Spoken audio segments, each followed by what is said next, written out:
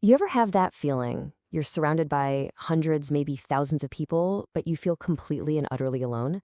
It's a really strange, powerful feeling. Today, we're going to trace that feeling.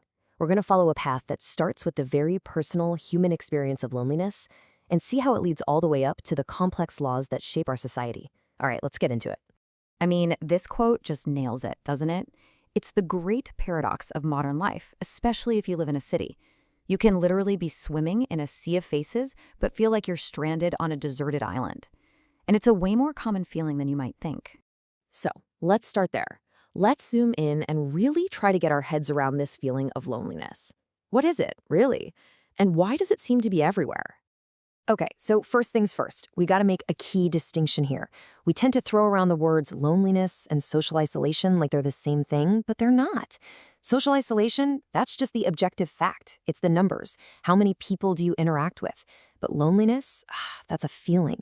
It's that gap between the connections you have and the connections your heart and your mind are crying out for. You can be at a huge party, surrounded by people, and still feel intensely lonely. And this feeling is not some rare thing. A huge national survey back in 2020 found that a staggering 61% of adults in the US said they felt lonely. So if you've ever felt this way, well, you are very, very far from alone in that feeling. It's practically a modern epidemic. So, why? Why does this happen, especially in really crowded places? Well, a big part of the answer is this concept right here: stimulus overload. Just think about walking through a busy city. You've got the noise, the traffic, the ads, an endless stream of faces. Our brains literally can't process it all. So what do? We build a defense. We put in our headphones, we stare at our phones, we create a little bubble to protect ourselves. But that bubble, it also becomes a wall. And the stakes here are so high. This is not just about feeling sad. Chronic loneliness has serious documented effects on our health. Get this, research shows it can increase the risk of dying early on a level that's comparable to smoking. Yeah, you heard that right. It's also linked to heart disease, to a decline in cognitive skills, and it weakens our immune system. This feeling has real physical consequences. So naturally, when we feel that void, our instinct is to try and fill it. And that brings us to our next chapter, the fundamental, totally human search for belonging. You know, needing other people isn't a weakness. It's a biological fact. It's a signal our brain sends that's just as real and just as urgent as the hunger pangs that tell us we need to eat. We are hardwired to seek connection. It's how we survive. But, and this is where our story takes a turn, that powerful, sometimes desperate search for community can make us incredibly vulnerable. Sometimes the very groups that promise to heal our loneliness can end up causing even more harm. So what happens when a group starts to exploit that deep, fundamental need to belong? This is where that search for community can go terribly wrong. It's where connection can twist and curdle into control. And the key term for this is coercive control. This isn't about physical force, not usually. It's a slow, systematic pattern of psychological manipulation. It's designed to break a person's will, to erode their sense of self, and make them completely dependent on the group. It works by preying on that deep need to belong.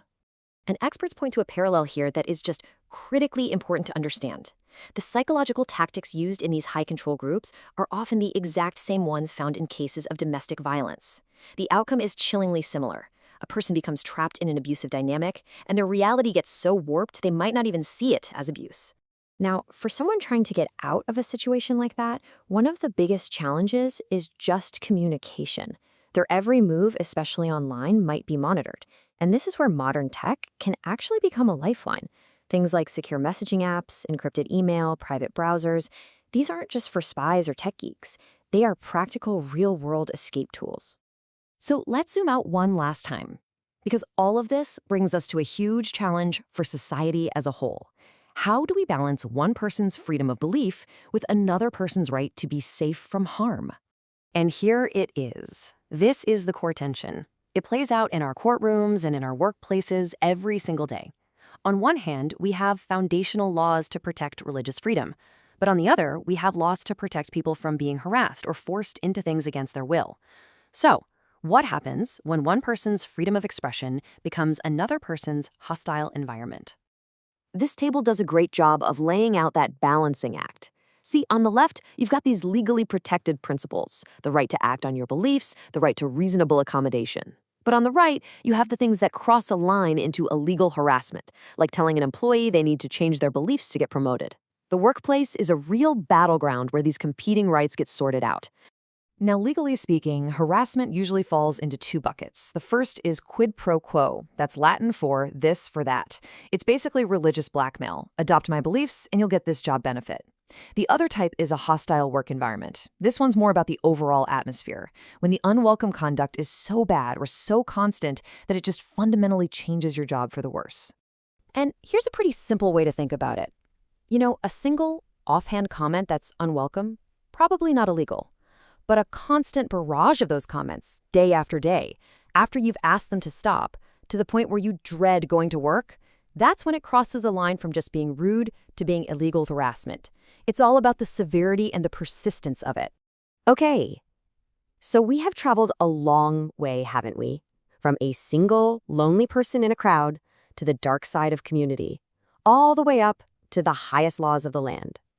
So, what do we do with all this? Well, at the end of the day, I think the big takeaway is this: that simple, universal, and powerful need to belong is one of the most significant forces shaping our world. It affects our health as individuals, it dictates how we form groups, and it forces our entire legal system to constantly draw and redraw the lines between freedom and safety. And that leaves us with the ultimate question. It's the challenge that every single one of us faces, as an individual, as a member of a community, and as a citizen. How do we build the communities we so desperately crave, while protecting ourselves and each other from the control we fear? How do we find that vital, delicate balance?